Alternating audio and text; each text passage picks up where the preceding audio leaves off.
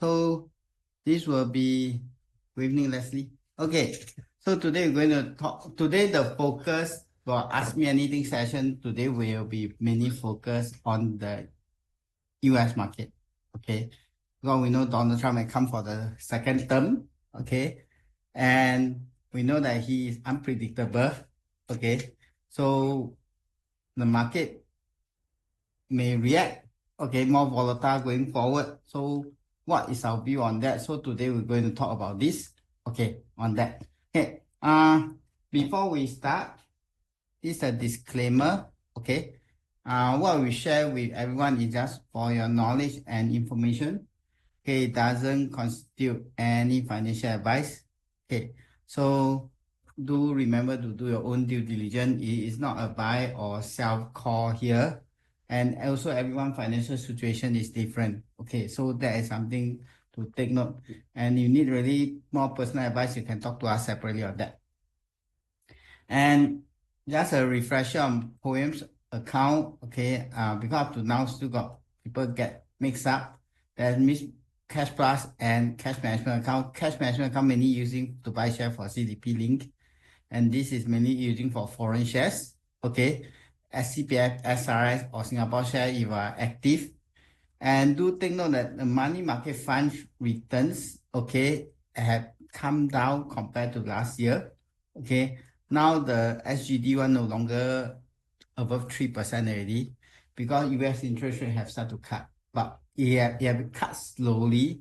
And lately, the Fed have give investors some worry that they may not going to cut further or they will really slow down the cut. Okay, but one thing that if they don't increase interest rate, then unlikely market will crash. That's my view lah. Okay, they can stop cutting or they can slow down cutting, but as long as they don't reverse it back to increase interest rate, then I think the market is still relatively safe to that extent. Okay, so for US dollar, it is still 4%. Okay, and if you want to have a Poems account with us, you can just scan this QR code. Okay, for those that are not our client, okay, you can send this QR code. And a lot of you are actually inside this community called Darren Chiu community. Okay, if you are not inside, you can scan this QR code or key in this link. Maybe Elijah, you can tap this link, okay, on the chat. Okay, so everyone can just click on the link and join this community. Okay, what is the benefit of joining this community? This community, we do not provide stock call. Okay, that's one thing. Because I don't advocate stock trading. I don't advocate trading. I'm more accurate, advocate more on investing for the longer term. Okay, and really to grow your wealth on a steady thing. Because I don't believe wealth can be created overnight. Okay, they really need times to create. Okay, and but of course we'll share you market update, and we also for example, we find any good product, we'll update you on the community side. Okay, so this is the link on that. And as a community size have grown over time, okay, it now have become a significant number of people inside the community already. So actually, we have next month onwards, okay, we decided to start webinar just only for those inside the community. That means that will not be a public webinar, but for now, it's a public webinar in a way. I broadcast it on my YouTube channel. Okay, so other people can also view this thing. But we will decide to do exclusive webinar for the community maybe once per quarter. So next month, we are going to launch the first webinar. Is mainly related to CPF, especially now SAF closure is pretty hot. So we are going to talk about, is CPF Life the best retirement plan for me? Okay, this will be a 2-hour webinar. Take note, it's 25th of March. Okay, we will send the link next month. Okay, not now. When the day is nearer inside, we will only post in the community. You will not see it in my Facebook page. You will not see it on Wealth Hero broadcast group. Okay, or any email. We only send it, post this thing. It's very especially for the community member because some of the topic can be quite sensitive. Okay, so we don't want it to let's go to the whole mass public to talk about this, especially like CPF Life. Okay, we'll talk about what are the other plans in the market and how can we compare and contrast. Okay, so that you can make a more informed decisions on that. Okay, so that is on this part. Okay, And now okay. So now let me just don't hold back Chumi. Okay, so I want to let Chumi to come in, okay, to talk about the market on that.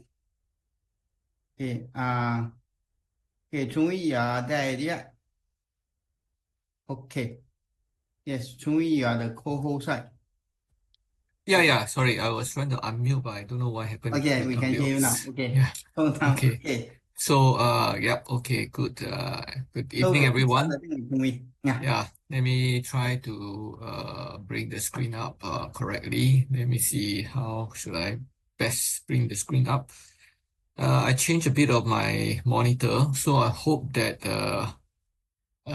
it's presenting okay. So let me just try to see whether I can get the screen up right. Change my monitor. Okay, share screen to.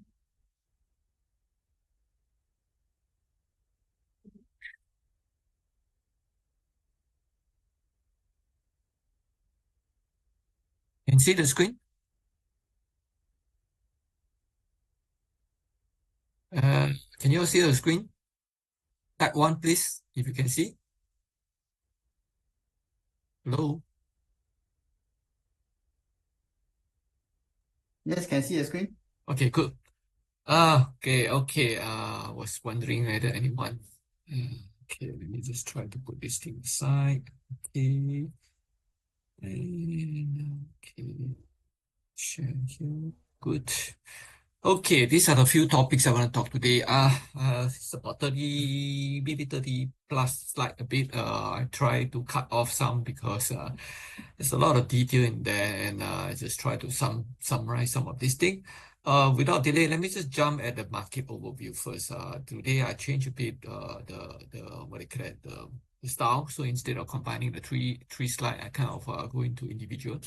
Uh, Let me start with Dow Jones. I think Dow Jones is the 30 stock index. So over the last few weeks, I think it has been hovering on the high end side, but it kind of started to come down. So but then so that's why I would be saying that you need to watch on this area, uh, which is it broke this 20-day average, but yesterday kind of bounced a bit up near to it, and but all its technical indicator is not that positive. Volume has dropped. MACD has crossed down. I guess everyone may be familiar on the 27th of January when DeepSeek was ruled out. There was some impact to tech stock, and then of course Dow was the one that survived pulling up. But then after that, there was also a bit of downturn here and there as Trump has announced more tariff plan and all kind of things. So these are causing a bit of the nervousness because if you look at this is a double top kind of thing in a technical view. So this does it mean that it has reached the top? It has it come down? Possible. So we just have to watch whether the volume pick up or it just hold on to that. So that's kind of from a technical point of view. And then, but from the earning point of view, I think was it 2/3 or 3/5 of the stocks has rolled out their earnings. So far, their earning has been above expectation. So not too bad, except that people may have to worried about all the new plan that's coming in, and that's why they are just cautious on it. Nasdaq is a little bit challenged by the Tech 7 stocks, and if you look at the key area like some of these, it breaks down below the what they call it, the 20 days even cross down to almost crossing down to 50 days moving average. It's still hovering around there, but it has been kind of on the sideway on the top part. And you dig deeper, of course, the Magnificent Seven tech has a huge impact. And if you look at MACD, it's like not that positive sign. It's like struggling to move up. RSI also close to 50 or below. If anything that's below tends to be means negative. The good thing is this still MACD is still positive, so it's still on a positive momentum. It's not like come totally down and all things. So let's hope that the tech stock don't collapse. I think the last thing we want to see is collapse. But I think the magnificent tech stock, later on I will touch on it. Some of them are still doing well, but some of them is struggling lately. So that's kind of interesting situation in the US market now. Next is S&P 500. So Nasdaq is about the composite is 100 company, but mainly tech. S&P 500 give you a broader view because it's 500 top US companies. So the tendency is it give you a better breadth to know how the situation is. So if I look at the technical indicator, it's definitely more comforting, I would say, in the sense that is it broke above again, but it's hovering also on the sideway up and down and all things. So whether it will hold on there or it will continue to sideway before have more better news on whether technical breakthrough or maybe some economic good strength. I think last 2 days or yesterday there was a CPI data which is even though it's higher, it doesn't really dampen this thing too much, even though Fed Watch mentioned something that is indicating the rate cut is not coming. It doesn't have a huge impact on this. So that's kind of, I would say, a positive news on a negative, or positive reaction on a negative environment. So that's kind of comforting in the sense that it doesn't just collapse and the volume is still hovering around average. So that's kind of S&P 500 is holding well.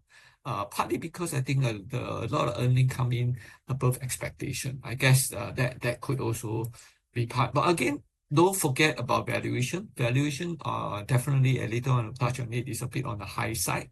So, when you buy on the high side, hoping for higher, of course, the risk is higher. So something that we have to be careful.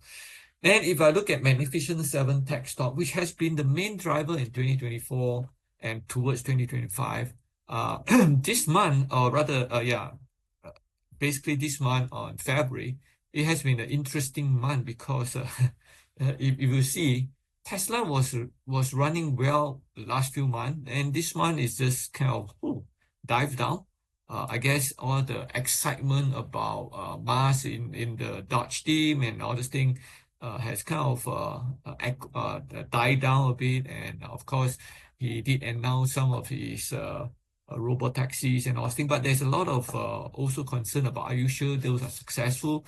EV is being challenged by China side, so those are the things that are causing it. But one flying color company is Meta. Meta has been on the uptrend since probably I would say around mid-January. It has been moving up, and it seems to be riding on the AI, but yet it's not heavily affected by the news on January step 27 for DeepSeek, partly because I think it's also open source. Maybe because of that, people may not hammer it that much. The other one is NVIDIA has been the flying star, but last few months has been hovering. I guess this big collapse here is the main thing after the 27 DeepSeek, and then of course it recovered pretty well. It recovered, but yesterday it dipped down a bit. So I think the people are start to look at the valuation of tech stocks. I guess that's an impact. Google is the one that actually came down quite badly. I guess it has a huge investment. It just announced another 75 billion investment on AI and all those things.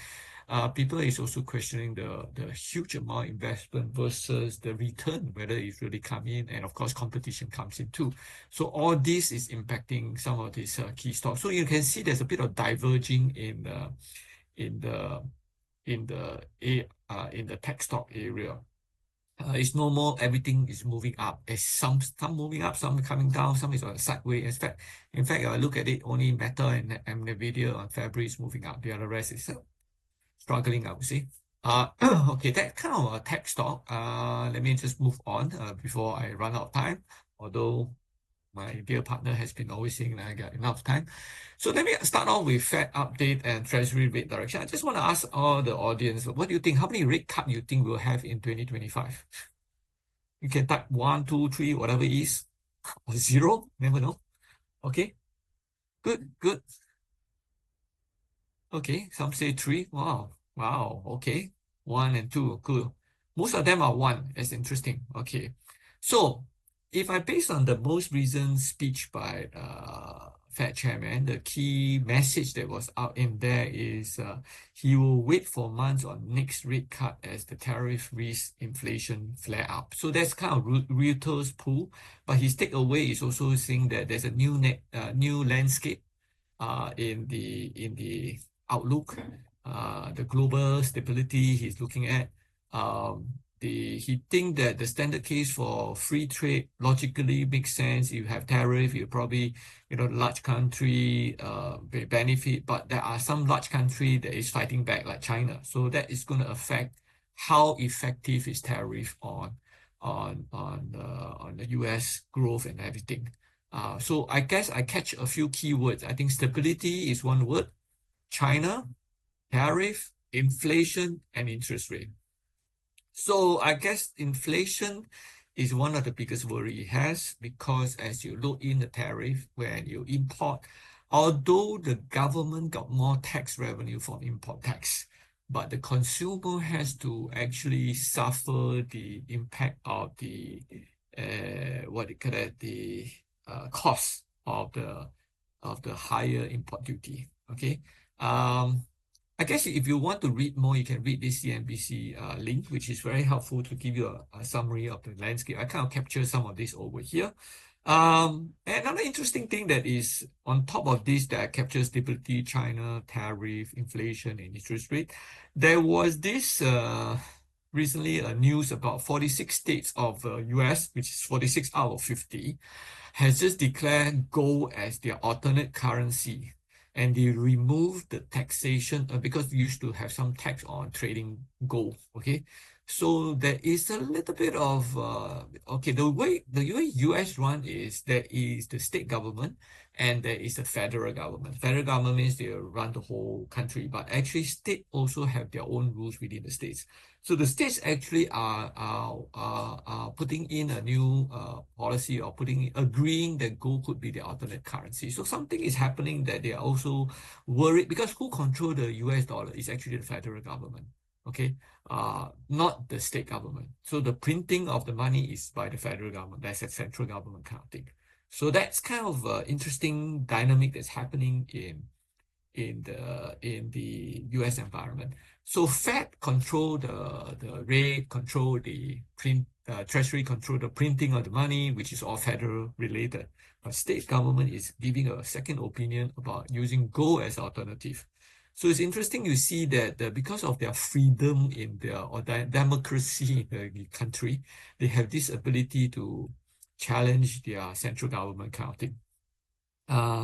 So now I think Fed have to track very carefully in terms of their view about tariff, how it's going to impact its inflation, and how it's going to manage the other area that is that may impact them is the DOGE. DOGE is the Department of Government Efficiency, which is led by Musk, Elon Musk, whether it's going to be impacting more efficiency or is improving efficiency. So I think all these are the factors that is making Jerome Powell very cautious on his action and all things. I suspect there will be some impact on that. So the next slide gives you an idea. Right now, I think it's showing just about one rate cut. There's even saying that if the inflation kick in, there may be no rate cut or hold or even increased rate.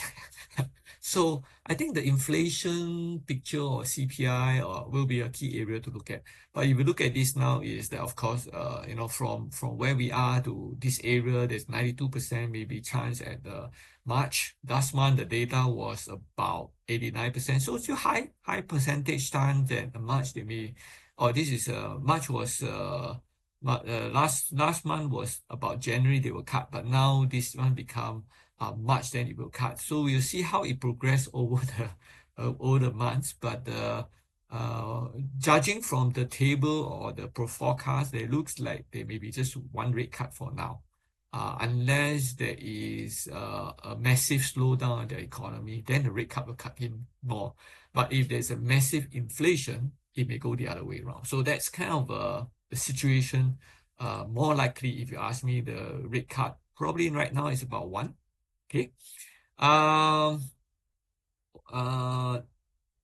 But does it mean that the rate will continue to stay high for the rest of 2025? Well, I guess there is some implication that the rate will hold there. So the next slide probably give you an idea. I use a different slide, different chart instead of the typical daily chart. I use a 4 hour and 30 minutes because I think this, I use US Treasury 10 years and the US dollar. I think they goes, there's a bit of interdependency or there's inter relationship out there. I've been watching it closely that it has been coming down, which is good, until just about a few days, like last week, it started to creep up. And usually I use a 4 hour, but it's just to see the changes faster lah. You can use 30 minutes, but 30 minutes means you can move too fast and become a lot of noise lah.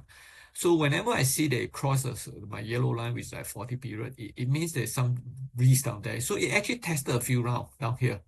Then yesterday or a few days ago, it started to push up. Then yesterday spiked even higher to 4.625 kind of percentage.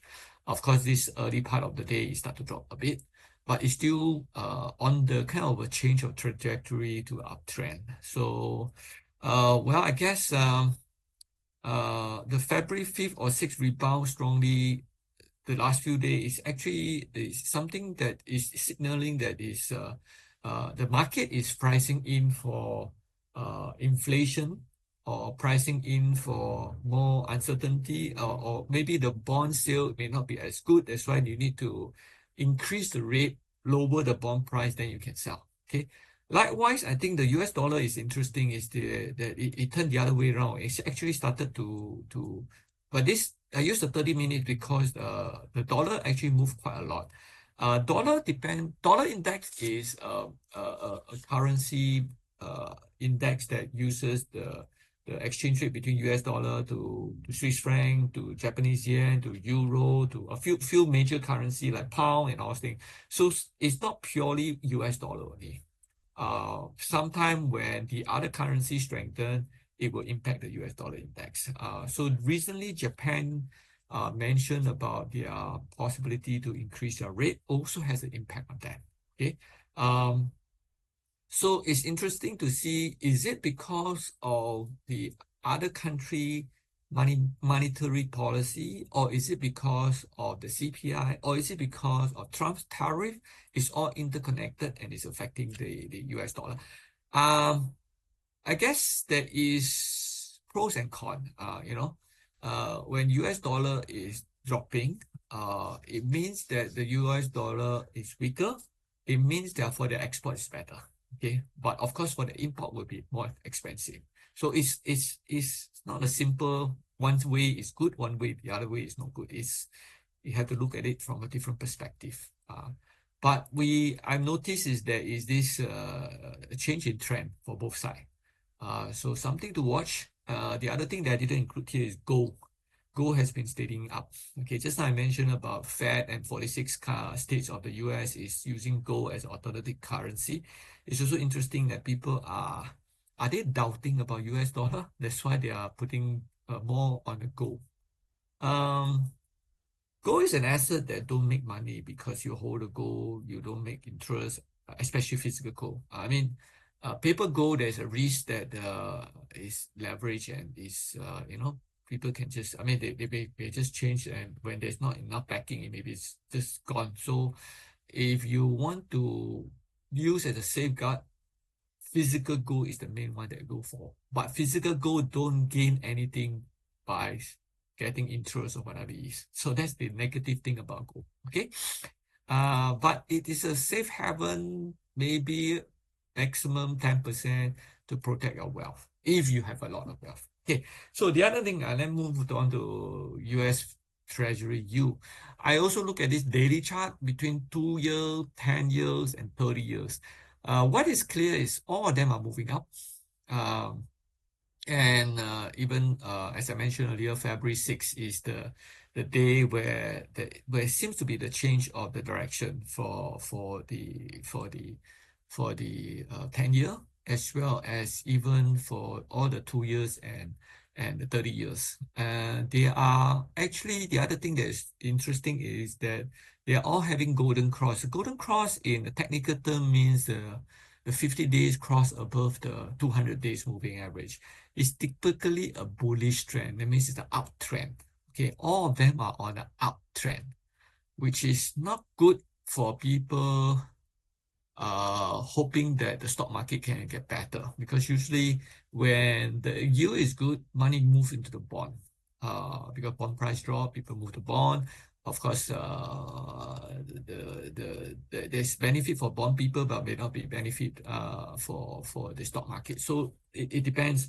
REITs also heavily depend on the interest rate. So when interest rate is high, you can also notice Singapore REITs will drop. So that's something, of course, if you invest in T-bill Singapore, and if because US 10-year is a benchmark for the global central bank, staying high would mean that typically there is some impact to our own interest rate. Okay, so there's always give and take. So I'm not sure whether it's good to always stay high. I think may not go to the past high, but it's going to stay high for at least part of the 2025, looking from the trend now. Okay. Okay, next, worthwhile to consider TLT. Well, when TLT drop, I mean, when this rate go up, TLT actually drop. So the question is how much this rate will go up. It's still on an uptrend. Will it go to, if I look at the high is around, the recent high is around 4.7. There was one that's even higher, close to 4.9. So if you go higher, you go in now, TLT may be going down. I do hold some TLT, but is it too early to go in? I may have gone in too early. But if you're looking at long term, maybe it's good because it still give you a good upside potential. Okay, that's my answer to your query. Next, okay, Trump, bust or boom? So maybe this one I need a bit of a time. What do you think is his key initiative? If that whatever it comes to your mind, you can think of it. What is driving in Trump? I mean, one of the keywords you always hear is tariff, tariff, tariff. But of course, there's also other things. So I'd like to hear anything that you all may have in your thought. Tax cut, MAGA, yeah, make American great again. Yeah, any other input? If not, I will just move on. I guess I took the liberty to summarize some of the thing. If you look at the Trump executive action or his executive order, which executive order, one thing is interesting, executive order is an order given by the president. So he can override certain things, he can do something, but it's not something that the government has to follow through when he left the presidency. So remember that it only stay with him when he's a president. When he's out of the president, the executive order may be reversed. So it's not like supported by the constitution or the government. So he has given about 75 executive orders. This information was February 11th, a couple of days ago. But you can see that many of them is related to foreign policy or reshaping the federal government, immigration, and all things. So, but if I look at it, all this, and I kind of summarize what are key area. One of them is tariff, tax income. The other one is Dutch, which is government efficiency, Department of Government Efficiency. And one is about what they call that, the homeland security, mass deportation. And of course, he mentioned a few things about territorial intent. He want to take over Queensland. He want to take over what they call that, different places like Panama, even Gaza. He also have some input and all things. So that's the few things that I kind of summarize 4 areas that he has, that he cover on some of these things. Of course, this also touch on foreign policy, like tariff. He whacked tariff on to Mexico and Canada. That's also a kind of foreign policy impact to them and all things, right? But let me just jump to individual. Now let's look at the bust or boom. Whether is it going to be upward, downward, or what does it mean in that? Again, this is of my own personal opinion. I feel that it's not exhaustive because you can't squeeze everything, but it's just out of all the different reading what I think will happen. Okay, so feel free to comment or to have your own thoughts and sharing. Okay. Uh, Okay, yeah, somebody mentioned tariff to compensate for loss of revenue from tax cut. Kind of, but the tariff will impact the whoever consumer buy it. So first of all, I think tariff on 25% on Canada, Mexico, he mentioned, and 10% more on China, on top of whatever there is already in China. Then recently he mentioned, hey, got to slam another 25% on steel and aluminum, and which is actually interesting. Steel, aluminum, biggest import from is Canada. So seems like he's using all this to squeeze Canada to listen to him. Okay. I kind of break into the bust and the boom. Okay, what I think it is like. Let's talk about the boom side. Okay, all this successful leverage to bring more manufacturing into US. So example, TSMC, I think this few days, the board member of TSMC is in US talking to US government and also their counterparts. So you can see that it's pressuring them to see whether moving more tech investment into US, moving more production there and all those things. The other boom area is, of course, the extra tariff revenue will help offset the US deficit and fund their expansion. Okay, that's the positive side, right? And he used this tariff as like a, if you read his book called Deal Maker, he's like a deal maker. He used that as to negotiate new deals with the trade partner and all things. So maybe he's used it to expand his trade to other people with. So if you're willing to keep in a bit, I reduce the tariff, I kind of waive it. That kind of approach that he has. So it's like wahang kind of thing. Actually, the earlier slide I forgot to mention. I think if I look at the summary, his approach is about increasing revenue and reducing costs. So in Chinese it's like called 开源节流. It means you want to increase your more sources of income, and or you want to reduce your cost expense. So that's kind of the thing. So the tariff in a certain sense, like the one of the audience say, it could be to compensate the loss of revenue for tax cut, because he's going to roll out his tax cut for his previous presidency. So some money has to come from somewhere. So tariff is one of them, but it will hit the people. So I think the other boom case is, of course, it's interesting. The Treasury is using exchange rate and their what they call it, interest rate to set up some new financial war chest. Recently, I think it's called Scott something. I can't remember his full name. He visited. He has a meeting with Japan Treasury, and he just visited Ukraine also. Somehow they are, the treasury is actually kind of also involved in like cutting the cake now. How much you should take, how much I take. So that's kind of yeah, the big player is working with their counterpart. So the best part is like the whatever they want to do doesn't mean that people will listen to you, like China.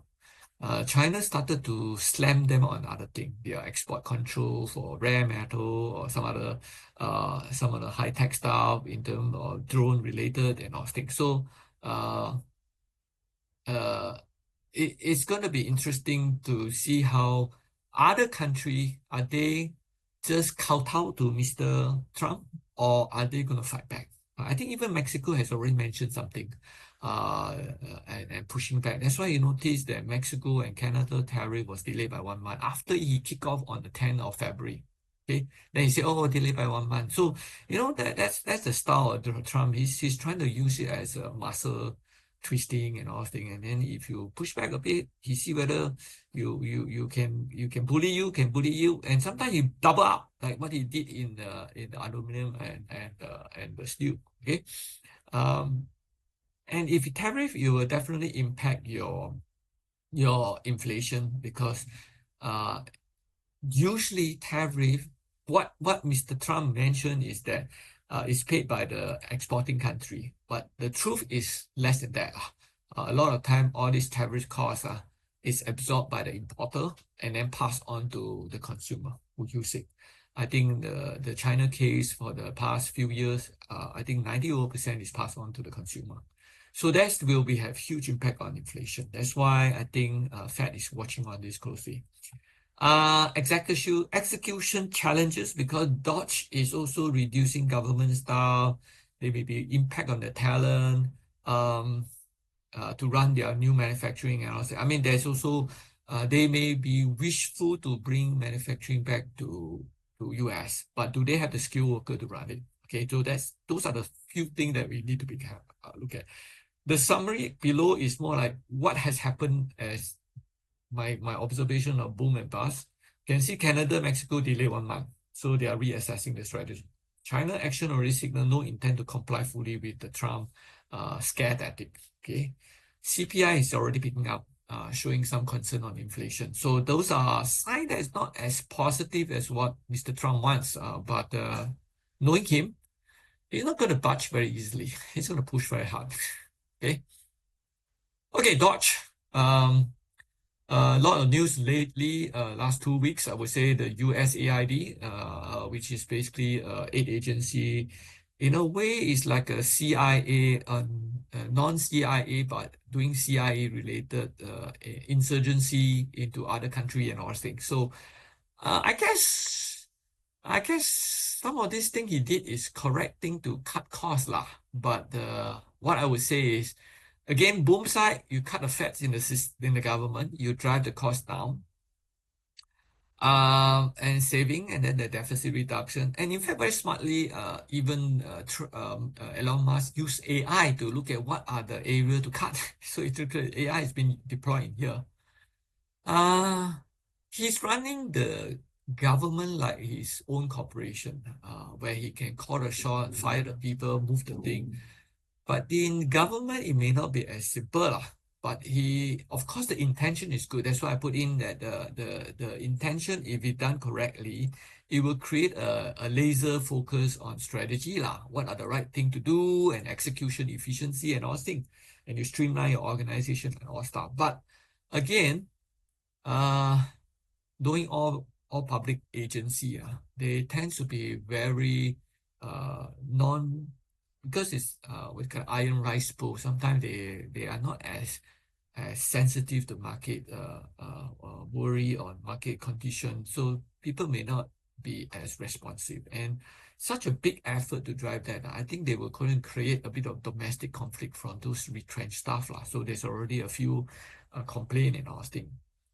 And a lot of these people have been there for years. They know their government strategy. The good thing about this is kind of like Dodge is kind of like trying to remove some of the redundancy or fat or deep states. In US, they call it deep state. That means the government is run by this deep state of people that know how to run the government, and the president is just a puppet kind of. So I think what Trump is trying to do, remove all this. I make the decision to go forward. It's good and bad. It's good in the sense that you trim off the fat, but it's bad in the sense that all the past policy, all the governance, all the procedure on how to do things might be wiped out. And then suddenly you have to start from zero. So you have a learning curve in there. So the loss of talent who are familiar with the past strategy may impact our future plan. So that's kind of my worried the bust part of it. So although you trim, you got money, but what about relearning and all things? Okay. The other thing is a global influence. As people look at you, oh yeah, now USAID remove it. Some countries say, okay, I do not need to listen to you that much. Your geopolitical strategy to execute may not be as good now. So that's the other impact on it, the bust part of it. So there's always a good and a bad part. How it's going to impact, we do not know. But what we can see is there's a few call out now. The Democrats and some key, even president, are there to speak out with it. And saying that this is the wrong thing to do. You shouldn't be cutting USAID. Of course, there is other reason behind it. Okay, some of this president like playing Bill Clinton and all things, they started some of these things and they benefited from it. A lot of money goes to them too. So it's like you touch who moved my cheese, right? You touch their cheese of course they will be going against you lah. Okay, so that's kind of the interesting situation of Elon Musk. He's have a tough task ahead lah. It's not easy. He might be sacrificed by Trump if there is pushback too hard. He might be sacrificed because he did it, what, not me. Trump can do that kind of thing, man. Recently, he also do some CFPB, which is kind of, I think, consumer fuel, don't know what kind of board area. There's also Fed comment on that already. There's already 3 lawsuits filed by 2 unions and an advocacy group already. So it's going to be interesting how the execution of all these Dodge and more plan is going to roll up, because that's going to continue to have impact onto the country. Oh, I better look at my time and be quick. Oh, mass deportation. This one I will spend less time, but I guess the thing hasn't really kicked off a lot yet. But their objective is, of course, cut their crime rate, improve their workforce quality, because we remove all the illegal people, you use your own local people, you drive employment rate. So all these are helping supposedly helping their local people lah. But I guess it's interesting to see is, of course, it's always ideal to say, yeah, you remove these people, your own citizen will want to work on it. But the truth is that the shortage of labor for industry production, like farming, food production, might not come from your own people, because your own people do not want to work in that. Just like Singapore, if you ask our own kids to work as a roadside worker or pave the cement and all things, will they be interested, right? I mean, so we use foreign workers. So the same thing. Even by imposing this, will it really bring up your own people employment? There's a question mark in that. Okay, and a lot of this farming, food production, like poultry, or cutting the meat in those dirty environment, these are run by foreign, illegal, or short-term migrant that came in. Okay, so because you couldn't employ this, your business cost increased when you hire local people, or you need to increase the cost to find the qualified people, like Singapore levy and all things to get it done and all things. So that there will be some impact on business costs. Execution challenges for government too, because when you want to deport people, you got to have government staff to find them, catch them, lock them up, put them in detention center, ship them back. So all these are costs. So it's interesting. The idea is good, but how is going to be executed? How much? How fast? I think he's saying about millions of people want to deport. There's a lot of people. How fast are you going to do it? So it's interesting. But of course, Homeland Security has started some action. They ending their policy that restricted immigration and custom enforcement. So they are allowing these custom people to catch people already. They have reinstated the Migrant Protection Protocol. So there is some protocol that they allow and don't allow kind of thing. And Mexico Foreign Minister actually did rebutted about the fact that I think there was the clause that whatever people that come in, they will push back to Mexico and remain in Mexico decision or as a part of it. What the foreign minister said, hey, this is what you say you want to do. I didn't agree in full at all. So there is already a pushback there. So the plan may be there, but the execution will be something to watch. Okay. Territorial intent. This is the one I would say it's opening up a can of worms, a big can of worms, I guess. From a boom side, I can see that expanded revenue or income, partly because of the global warming, like the Greenland area and all things could be a new route of shipping, which is shorter, faster, and if you don't involve it early, you lose out the thing. So that could be the case. Expanded revenue if Canada, you want to take over Canada country revenue become less. I mean, that's crazy, right? But it's possible that there could be the other area that expanded in there. Panama, they asked them to cut the cost so that it's impact their saving on the Panama strip and all things. But very critical one is this action is going to disrupt the United Nations unity on countries of Europe. I mean, it's like a country is country. How can you just say, oh, I want to take over and this is the, you should listen to me. Well, I guess Trump is behaving like the US emperor, okay? And because he has the overwhelming Senate, Congress, and himself, although it's a marginal majority, but I think he feel like he's like the king, like kind of thing. So it's interesting to see how this thing this kind of worm is going to impact the whole world, because rule by power means that other country can also do the same for their own territory, like Taiwan. Okay, I have a power, I can take you, I eat you up, Kennedy. In fact, Singapore will be at risk. I mean, next door, they are strong, they take over us. Would that mean that as long as you got muscle, you can just take anyone? Of course, Gaza is one of the area why Israel wanted to take over, and Mr. Trump say they're going to take over and they're going to run it and kick out all the Palestinians. So it's opening up a big can of worms. And if you cannot settle diplomatically, the risk of war to settle the conflict could increase. And if the war happens, I think the recession will kick in quite fast. So I guess these are the few watch out for this thing, how it play out for the different country. Of course, we can see that Canada and PM and the defense minister already started to rebut on the 51st day. China already say Gaza belongs to the Palestinian. It's not what you say that you can just take over. But Panama actually kind of, the small nation, they are sandwiched between, kind of a bit of bend down and say, okay, I'll withdraw from Belt Road Initiative. So it does have its ability to squeeze people to listen to him. But it changes the rule of the game in the world order. That's scary, okay? And that will be something that we need to watch the consequences of this being executed, especially on key area like Gaza or even like Canada and Greenland, because it's like you can just by force take over another territory. Okay. But again, I switch gear a bit. If you look at US itself, the stock market is still the biggest. Okay, it's 2/3 of the world cap in terms of market cap.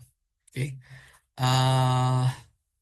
so no doubt, a lot of money still goes into US for their and US dollar is freely traded. So as long as Trump is able to execute, or Trump, as he do this to reduce his costs, increase his revenue, doesn't shake the confidence of the stock market, doesn't shake the confidence of their production or their execution and all things.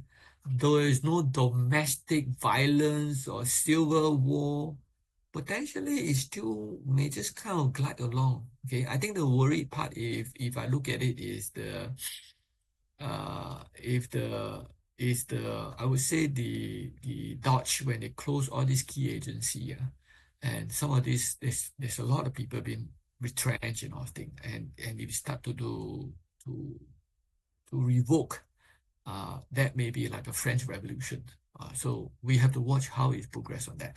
But this chart is something I also like to share here, partly because I think it's good to know they are the biggest, which is why we cannot avoid not to invest in US, because US is still big and they always innovate.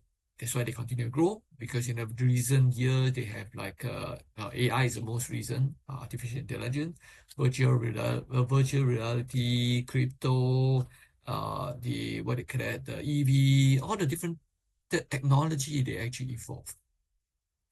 But if you look at the size of the economy, market cap versus their GDP, they are about 200%. That means they are 2 times, the stock market cap is 2 times the GDP. The only country that's bigger than that is, interestingly, is Taiwan.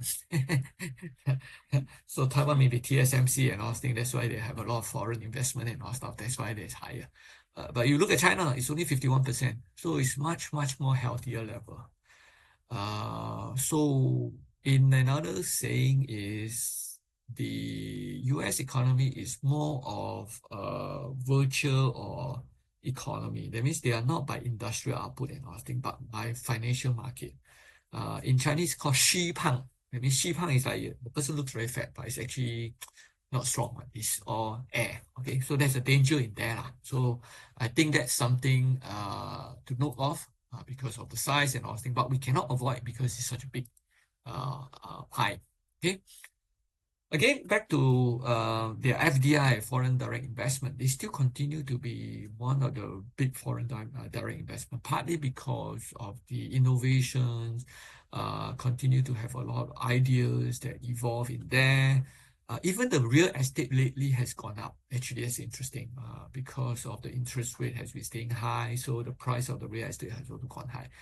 So is there going to be a repeat of 2008 where the real estate go haywire and out of control? We do not know, but that's something to watch also.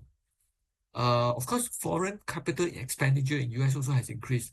I guess partly because of tech data center, they have the most data center, they have the most what they call it, AI investment and all things. So that's why you can see that it's huge over there. Of course, China has kind of dipped down partly because of their real estate has come down and they have been restructuring their economy. So that's kind of the background. I would say the FDI is still strong in US, so don't underestimate. I think that means that their economy is still going well. People are still, of course, there's a certain extent why they are doing well is in the expense of others. I couldn't find a better chart, but I just pulled out from one of the YouTube video and all things that give you an idea of all the hot money where it come from and all things. Actually, there's still a lot of hot money going into US. Okay, and actually, I would say sadly, in the expense of Mr. EU because of the Ukraine war. A lot of hot money because when there's a war, everyone run from there and they put in the safe haven, US dollar. And where is it? In US, separate place. Nobody can hit them. They are military power. Nobody can, kill them and all things. So everyone just run in there. They also push a lot of industry in Germany and all things going to the US to build their vehicle plant, their chemical plant, and all things. So you can see that a lot of money go into that. Okay, so if I look at Trump, there is a lot of buzz and boom there, but from the money flow, there's still a lot of money going into US and supporting their economy. Okay, so that's the thing that sometimes it's quite difficult to read where we will be, but it from the money, look where the money flow is indicating there's still chance that it continue to sustain, may not drop suddenly, but just hover and up and down kind of thing. But again, how Trump execute his policy, how other countries react to it might have an impact on how fast this thing moves. Okay. The other thing is US is run by debt. They continue to print money, people buy their debt, and they continue to grow the thing. Right now, I think they have crossed 36 trillion and definitely going up to 37. Projected to hit 57 trillion. I mean, that's crazy. I mean, you imagine if you're a family breadwinner, every month you take from credit card and you support your lavish lifestyle, don't care because people will just give you free money to continue. Okay. Yeah, even though you don't earn enough to pay, you just pay the interest, can already. So that's kind of the behavior in US debt economy. Of course, if I look at Trump, I think he understands the problem. That's why he's trying to cut the crazy cost of the different department, US aid and all things, to remove all the fats and increase the tariff to create more trade balance so that their deficit is lower, they have more less debt issue and all things. Of course, how well it will be executed will be interesting to see. Okay. Second part of the chart here is more on something to watch because these are old times. First great bond bear, that's 1930s Great Depression. And the second time when I think during the President Jimmy Carter, when the oil crisis and everything, it went like crazy. And then they have to increase their interest rate to 14-15%. That's where there's a great bond bear market that came down. And over the last 30-40 years has been on the way down, except recently it started to climb up again. So to be mindful, whatever goes up may come down. So there is still some risk down there. We have to be careful on it. Don't think that it will not happen on you, because you never know. It just take liquidity or a major company that went delinquents or dragged down. Just like in 2008, the financial crisis was because of Lehman Brothers, right? I mean, the what they call it, their instrument that they couldn't roll it over and all things. So that's something have to be careful. Okay. Next slide is also related. Oh, sorry, I forgot to answer this. Okay, related to future credit spending. This is interesting chart in the sense that this is showing Americans are carrying bigger credit card balance. They continue to get more and more credit card because there is a public confidence. They are confident their economy is doing well. So who cares? I can just use future credit and spend, spend, spend. Don't worry. The other interesting thing is a credit card rate, interest rate has gone up to 22%. Okay, very high. And the what is also hovering at the high end of easily 10% of the more than 10% of the people are paying the minimum amount. That means we all own credit card, right? And then sometimes they say, oh, you just pay the minimum amount, you can roll over, but you pay the interest. Can you imagine you're paying an interest of 22%, and people are still doing it? So can this rosy picture continue forever? That's something, it just takes a loss of confidence and things will go very, very, very differently. So this is just looking at Trump and policy and how he's going to roll out, and looking at all the FDI that come in, the size of the economy, the growth and all things. But the scary part, I look at it when I look at the internet bubble, the big tech seven, mega tech seven, has become a monster. Okay, monster in the sense that you can imagine they are how many percent of the global equity. Okay, internet bubble is the last most recent reference point. Year 2000, where people say everyone with a www dots whatever is can make money. That's where people get crazy about it and all things, right? So the good thing about high stock price is people feel that, oh, my asset value continue to grow, so I can continue to spend. But the day when the market adjusts, your value drop, you are chased by a credit card bill, this whole thing will change very fast. So I think that's where I just want to call out the concern over there, especially is at the extreme high point now. Again, consumer confidence is very depending on perception. The problem of US, or no, the benefit of US with high confidence help them to continue to grow. The other way is China. China is Chinese people are rich in terms of their saving, but they don't want to spend because they worry tomorrow the world may collapse. So because the lack of consumer confidence, the thing doesn't move. So sometimes leader do hope that people willing to spend. Sadly. Okay, so that's kind of cover my Trump boom or bust. I don't have a complete answer, but I just want to give you an idea what you should look out for and all things. Okay, I'm going to switch gear to DeepSeek and AI. Maybe again, what are the key competitive factors of DeepSeek? Anyone knows what is it? Maybe you want to type it out. Instead I talk a lot. Maybe time for you all to work on your keyboard. Maybe have some time to drink.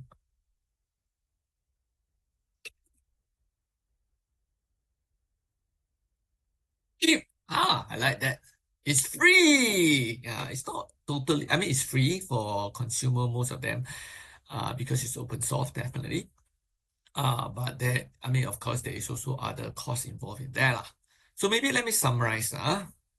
Okay, this is interesting picture of AI created picture where this OpenAI CEO and the video was looking at, oh, what is that DeepSeek coming down?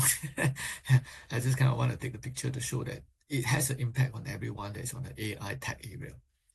In summary, I would say cost is a major impact because what has shocked the world is that it only used about 5.57, I mean, the amount, small amount, millions of dollar, 500, is it 5 billion or in US dollar or GPU hour and all thing to create their run thing and all thing. So it's a lot cheaper than the investment of OpenAI, Meta, Google, and all those people. The other thing is open source. That means people can use it, download and create their own model and everything.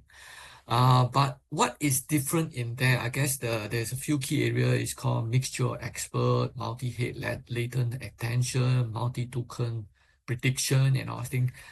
These are the key few areas that not it's not a totally new thing, but this group of Chinese entrepreneur who are scholastics in all the different university tap on the past capability, restructure the whole thing, came out with their own way of doing things. That's why they were successful in rolling out this thing.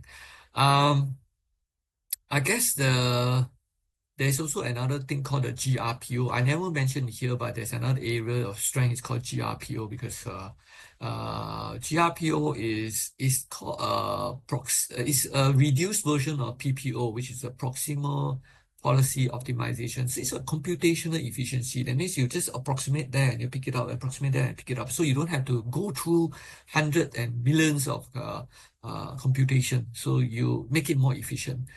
There's also a complaint by OpenAI and some other, particularly OpenAI, about the distillation of this particular DeepSeek use some black box distillation. But in fact, this is controversial because OpenAI also use black box distillation and uses Google when they started off. So you cannot complain other people when you do yourself as well. So there's a little bit of interesting, but I would say yes, it's because of cost, cheap, open source, people can download, and the efficiency there.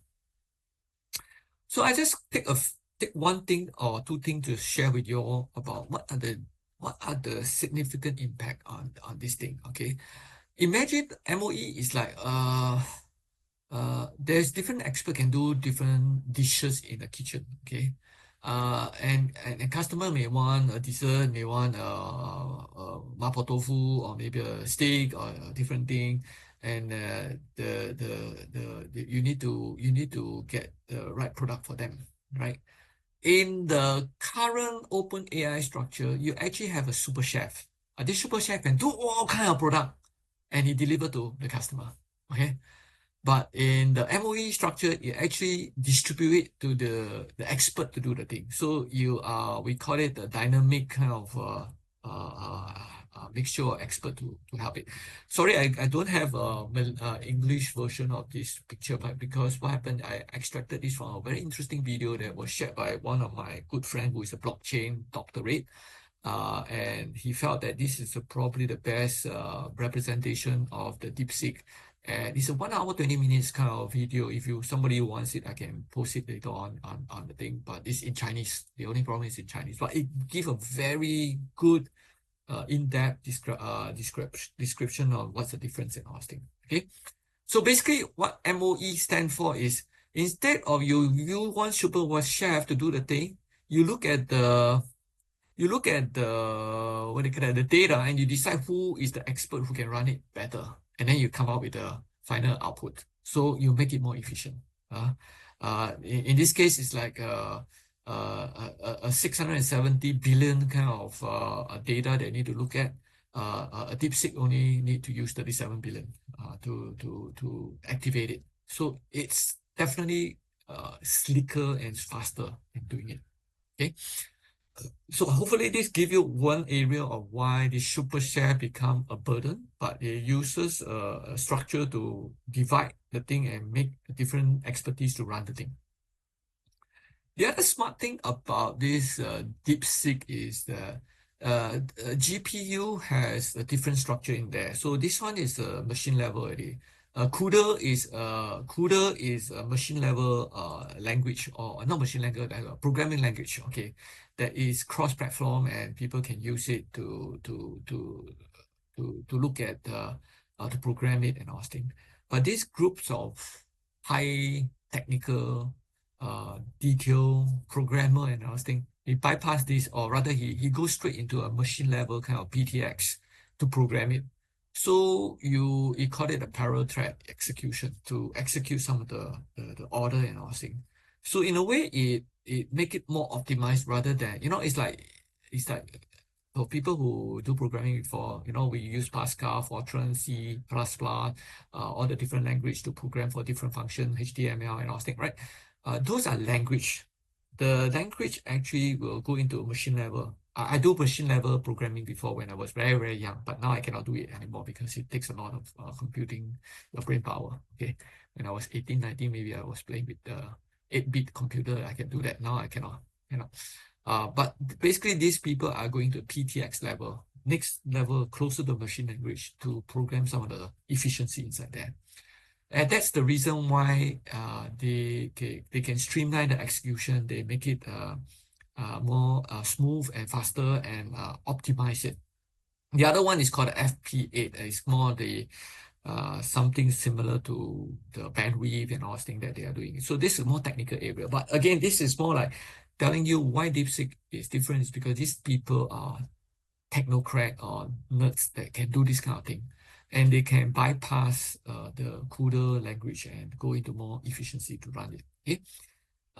So that's kind of the key thing. But does it mean that CUDA will not be used by other people? Not likely, because CUDA is still being used wide range. So NVIDIA still have its strength, as in the language is being well accepted and people are already using it. Okay. It doesn't mean they are broken. But what it means is that there's already some company like AMD approach DeepSeek and say, hey, why don't you program directly to my CPU or my GPU language and all things. So there's already people start to look at it. Hey, if you can do that, why don't we can bypass using GPU using CUDA, and ASIC can do the same thing, or another company called Croc can do the same thing. And again, Google is also developing their own TPU, another type of processor. And Broadcom is one of their developer for their processor. So all these are changing the landscape on how the data crunching is being maximized on the AI side. This lower part of the graph is give you idea. There's a phase 1, phase 2, phase 3, phase 4 of how this first engagement in AI, the first hyperscaler, how they scale the model and all things, how the data center will benefit from it, how the power and transmission will benefit. And of course, the last phase is where actually the final user or cross-sector beneficiary. Right now, I think a lot of things is still on the first few phases and all things. But what makes the big impact is when things become cheaper, when things can be programmed by yourself, when things can be downloaded. So basically, my blockchain friend actually downloaded the source code and put into his own server GPU model to run a quad computing. He do quad trading. Quad trading is like, you look at the directional changes and all things, you decide what to buy and what to sell and all things. And he said, yeah, it actually works. You don't need to use a H800 chip. You can use H100 chip. You can run it. So those are the impact to the industry. That's why January 27, when this news come out, people who knows it see the danger. Okay. I think I take a lot of time already. Time for me to. Okay, so next, DeepSeek, what has happened? Actually, after the whole thing, actually, you see there's a national effort from government to whack DeepSeek also. Actually, the US, I suspect it's US federal government or some big player behind it, or even maybe not the government, but maybe the technology institution. Of course, it turns out that 83 hours later, DeepSeek maintained, and of course, China also had their own, what they call it, red hat people to protect their own side. But the other thing is also Meta, after learning it, he set up 4 war rooms to tackle the DeepSeek. So can you imagine he also worried about it and set up DeepSeek to fight on it? So you can see that it is a threat, but Meta is smart in the sense that he's not taking it as, oh, you're not a threat, but he take it as a threat and use 4 war room, and they download his code, willing to explore how can he protect himself. That's a smarter way. Okay, so in summary, I think the DeepSeek is another phase of the growth AI, not DeepSeek, I mean AI is another growth of the catalyst. So is this catalyst able to continue the US growth? That's something that I guess will be the key thing we need to watch on. Now, of course, the top 10 country is already how much percent of market cap? You say 36 to 38% of the market cap. So that's the scary part about but again, you see, every now and then, US is able to reinvent things and continue to push it up. But this time around, they are really challenged by China counterpart. Not just on this AI area. If you read about the robots, there are other area they are being challenged too. So that's quite interesting. Okay, so what's next then? I would say I will watch how Trump execution progress and the type of AI adoption, whether it's a big model or like what my friend has done, he's download the code and put into a GPU and play his own model in there. That will expand the adoption into small and medium enterprise.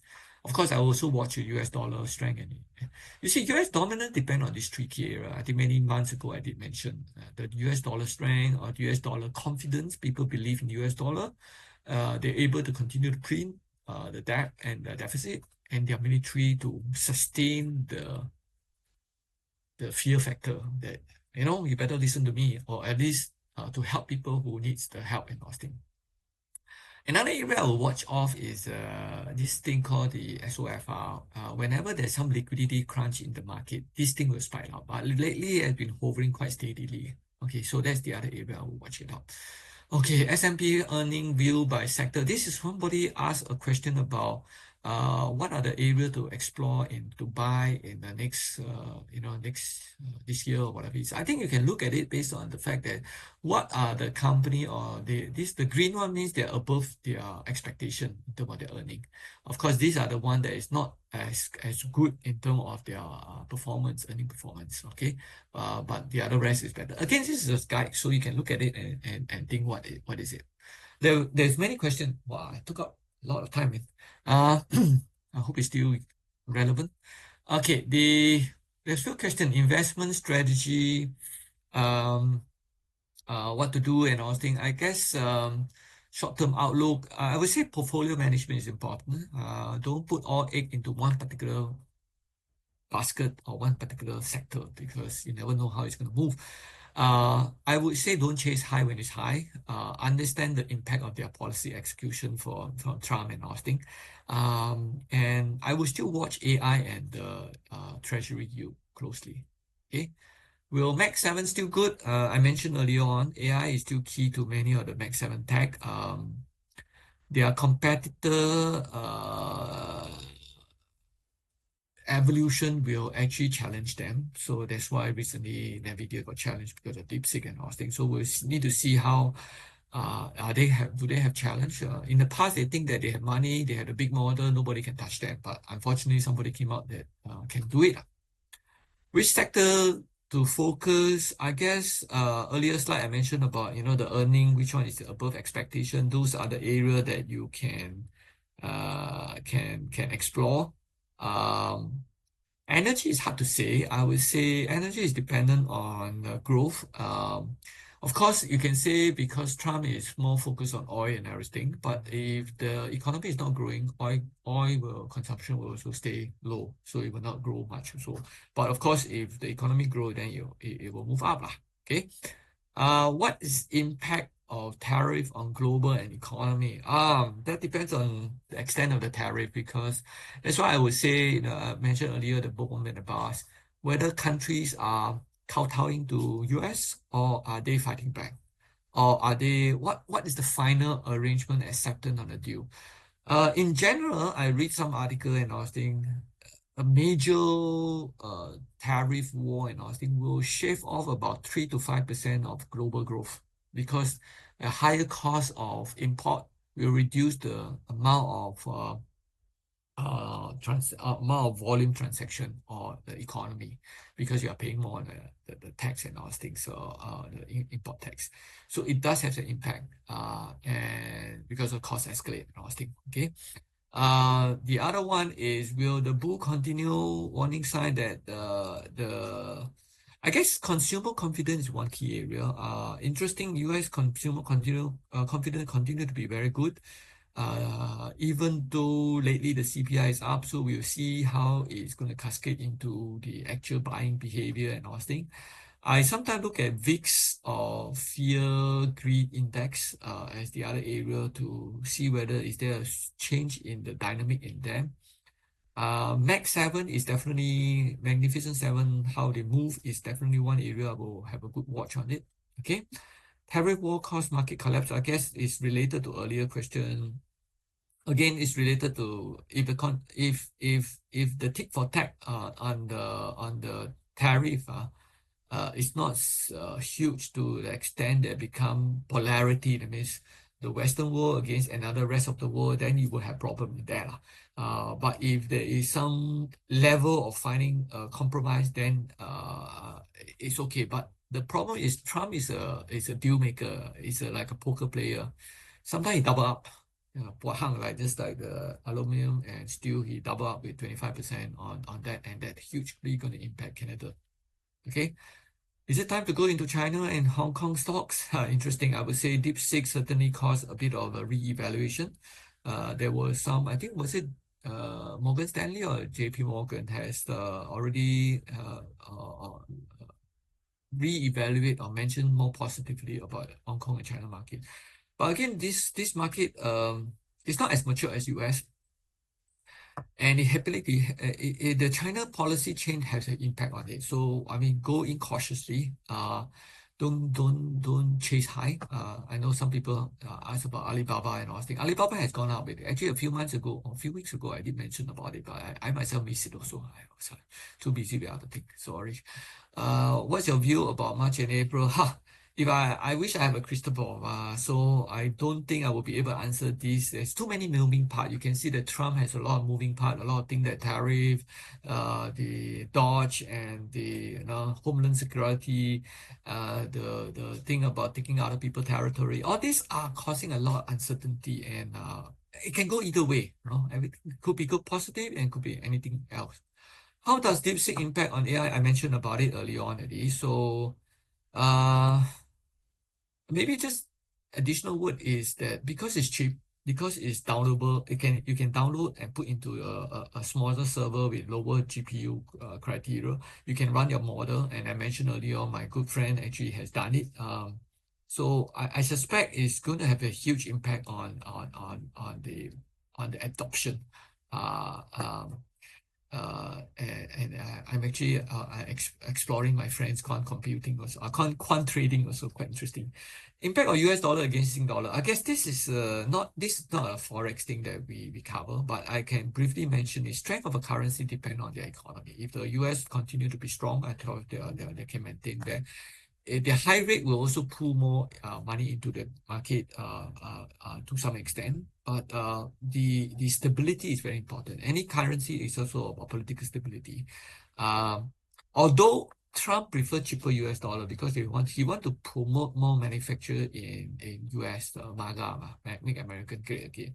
So maybe there's a bit of impact on the US dollar against Sing dollar lower.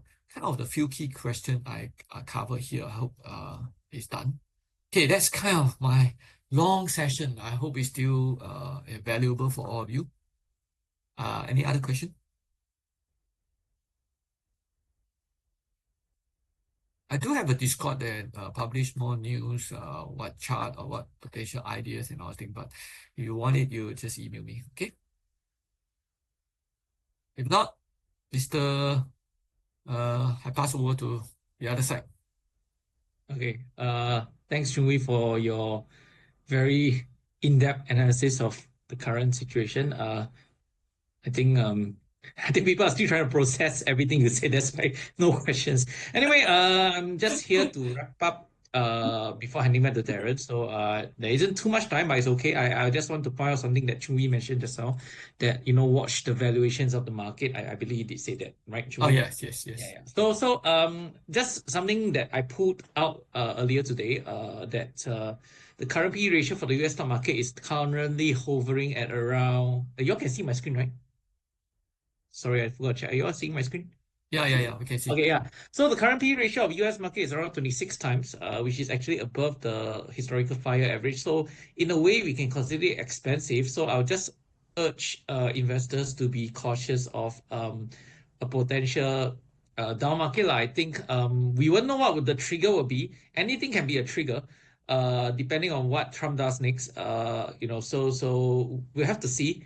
But I am wary like if that trigger comes, then you can potentially see quite a big correction in the market, or maybe even the next bear market will be here. So just take note of that. Now, of course, we talk about valuations also. These are the current valuations of the various markets. You can see that, as Chumi mentioned just now about Hong Kong and China. China, I would say, is starting to be more fairly valued. Historically, I believe they traded around 8 to 11 times. So they're around 9.8 now. So I think that's fair enough. But of course, the rest of the markets, you have to check their relative historical valuations. So if you're in US and you want to take profit, I don't think it's a bad idea either, honestly. Okay, so I have a bunch of slides, but I think I'll skip this to go to the key ones. And that is that there was this report or this research released quite recently about the classic 60-40 bond stock portfolio. This is supposedly a very safe kind of portfolio that can withstand a lot of different economic situations. But there have been cases where portfolios can actually get completely wiped out. This research is actually from Bridgewater, which I believe you may recognize as the hedge fund that was set up by the legendary Ray Dalio. Okay, so just take note, even though none of these have happened in the 21st century, but just be aware that there have been instances of complete or quite severe market wipeouts. So I would not want to see US added to the list in 2025 to 2045. If that happens, I think, yeah, we are in for a tough ride. But, who knows? US might be next. We simply have no way to tell. We don't have the crystal ball, but we basically want to remind everyone that you need to account for the risk of being ruined by the market, even as much as we don't like to be ruined by the market, but it can happen. If it does happen, what is your plan B? So this is just something I urge everyone to bear in mind when you're constructing your overall strategy. Okay, I do mean the overall strategy, not just like your investment strategy, but the overall broader so-called macro picture of your strategy. Okay, a couple of questions that some of you asked. I will just answer a couple of them. I think Chumi has handled most of the questions relating to the US side. So I'll just end the very general question. Someone asked, any safe haven to park money for next 6 months? Okay, if you really don't need the money for next 6 months, of course, T-bills and FDs still somewhat viable. But if you say that you need it, you may need it anytime in the 6 months, then I would think money market funds are still okay. So the MMF is running at 2.6+% now. I think that's reasonable. Just take notice it's not protected by SDIC, so it's not like say money in the bank but personally, I think it's okay if you understand what is the true underlying asset that MMF is based on. You can actually just leave money in MMF while waiting for wherever you need that money after the 6 months. So that's just my take. Someone actually asked for SRS. I know it's asked me anything, but I was not expecting this, but I was told to answer it. So if your SRS portfolio grew more than 400,000, frankly speaking, it's going to be a little tricky to avoid the tax. If you're just a bit past 400,000, there are probably ways to stagger your SRS withdrawal over 11 years to avoid the tax, but that will require a very careful planning. If you are like 600,000-700,000, then I would say quite hard to avoid the tax, but do remember how much tax you actually saved when you contributed in the first place. So I think that should be something that you can keep in mind. So, you save more tax when you were still working. I think paying $100 in income tax when you retire should not really break the bank. So we got to think of the bigger picture, right? Sometimes we should not be too caught up on the final details. Okay, and then lastly, someone asked a question about okay. Single Star, Keppel with M1. Which one is better? I'm assuming talking about the stock of these companies. Personally, Keppel, StarHub is not something I would invest in. I felt that all the days when they used to pay dividends more than they can afford to have finally caught with them. So I don't see a very good recovery coming. Singtel has been trying to reinvent itself ever since they did that hard reset some years ago. So you can see that the share price has gained momentum, especially in the past year. It's crept from below 3 to 3 plus, and I think it's at 340 something now, something like that. And they are achieving very good transformation of the business. So I'll continue to watch them. I think Singtel has potential. Now Keppel with M1, M1 used to be the smallest player. So still, I mean, if you are betting on price swings, you're a trader maybe. But you're talking about fire and forget, buy and then hold for the dividends in the long run. I would rather stick with a bit of like time tested, or rather companies that have the ability to weather this kind of uh this kind of transformation line. And to me, that would be Singtel. So that's my short analysis. I don't think I have time to go into in depth. So that's me. That's it from me. We got 5 minutes. Darren, I think you need to wrap up as well. So I will hand it back to you. Okay, thank Yeah. you, So thanks Elijah. everyone. Today, Chungwi is the one that talked the most because we're talking about the US market, Donald Trump. Okay, but do take note, market is volatile. But if we live long term wise, because we are in capitalism world, long term market is supposed to go up. So depend on your time horizon, and you see you have a longer time horizon. I think don't need to worry too much. It's more of a portfolio locations on that. Okay. So I wrap up this. Yeah, give me another 4 minutes. Okay, this is just something called scammer alert lah. If you go Telegram, you just type Darren Chew, you'll see a lot of this. Okay, and just to let everyone know, none of these are my profile. Okay, none of this. Okay, except for this one, maybe this is someone. Except for this profile, maybe it's someone really called Darren Chew. The rest, okay, is 100% scam. Okay, do take note. So I don't communicate with anyone on Telegram. Okay, I didn't talk to anyone. I only talk to everyone on my own phone number, which I think most of you know my own phone number through that WhatsApp number. Okay, so that is something to think because today, Marine Parade PIC called me, say someone have an appointment with me there. I say, who is that? Then I talk to her. She just been scammed, and the scammer asked her to go Marine Parade PIC to meet me. Okay, so do take note of that. Okay, next is. This is something just for your knowledge because CPF SA had closed in mid-January, okay? And then, of course, some people make advantage of that. And MAS and CPF have issued some advisory warning, especially they also want financial advisor. Okay, please do your job properly. Okay, because there is instances that people use projected return of what? Promise 6 to 12%, promise and tell them it's a low risk option. Do take note, and there is no low risk option unless, or there's no low risk or no risk option unless you buy into Singapore government bonds, T-bills, or put money in the bank fixed deposit, or put it, or those insurance trans product that guarantee returns, or put in CPF box. The rest all carry risk. Okay, so there is no alternative to the 4% return with no risk. So that's something to take note of that. Okay, so to take note of that because there is a lot of misleading because they lost misleading information because ultimately they want to sell some products. So that's something to take note on this. Okay, and to also to better educate consumer, we actually have decided to do a special webinar. Okay, but for the community only. That means we're not going to do it a public webinar. That means we only do it to broadcast within the community. Okay, which is the WhatsApp community. We're going to do a live webinar. We talk about CPF Life is the best retirement plan for me. Okay, this session will talk in more detail about CPF Life.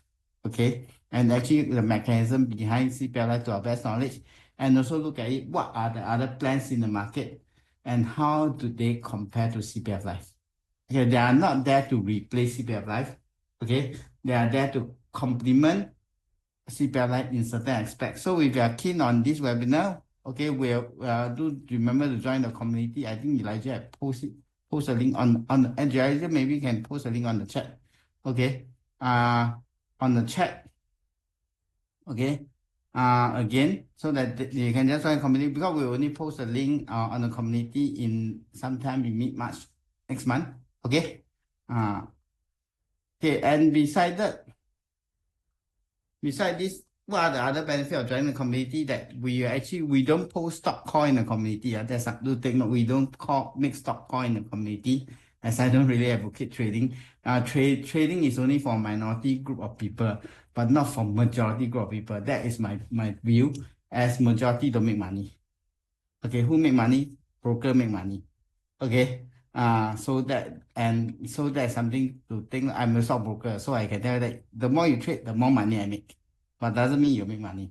Okay. So we are more. I'll prefer more on the education aspect, and thus you can just join this community if you are keen on that. Can send this QR code, or maybe you can start on the link. Maybe Elijah can type post a link in the chat box. Okay. Post already. Okay, so so that is all for me to wrap up. And if you have any advice, okay, you can contact us separately. And someone have actually asked a question, Elijah doesn't mention, asked me to explain more about the managed account. Some of you are aware that we run managed account, okay, where we do a discretionary portfolio for client on the US focus market, okay, focus mainly on the US ETF and the global unit trust. But that one, if I think we will not want to explain the detail in this session. But if you are keen to know more, you can just contact us separately, okay? We can show you live portfolio and how it is being done. Okay, on that, I think that will be easier rather than go through a webinar in a short description on that. So if anyone got any final question, because it's 9:31 already, we are one minute overrun. Okay, if there's no final question, we'd like to thank everyone for attending today's session. Okay, good night, everybody.